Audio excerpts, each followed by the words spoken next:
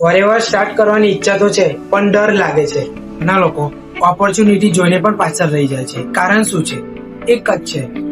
લોકો એવું કહે છે કે મને પ્રોડક્ટ નોલેજ નથી, મારી પાસે એક્સપિરિયન્સ નથી, મને લોકો સાથે વાત કરતા નથી આવડતું.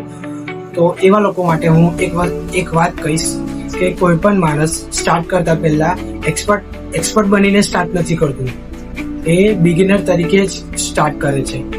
પણ જ્યારે સ્ટાર્ટ કર્યું ત્યારે હું પણ બિગિનર હતો.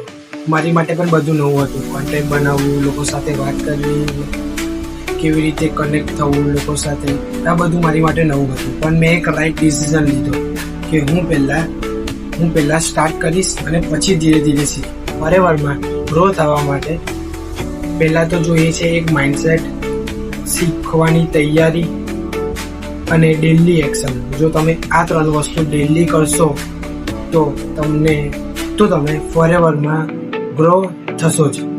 1 વર્ષ પછી તમે જ્યાં છો ત્યાં નહીં હો, કંઈ અલગ જ હશો. જો તમે ફોરએવર વિશે જાણવા માંગો છો, ફોરએવર જોઈન કરવા માંગો છો અને એ પણ 0થી સ્ટાર્ટ કરવા માંગો છો, તો અત્યારે જ મને ફોલો કરી દો એન્ડ કોમેન્ટમાં જરૂર કહેજો.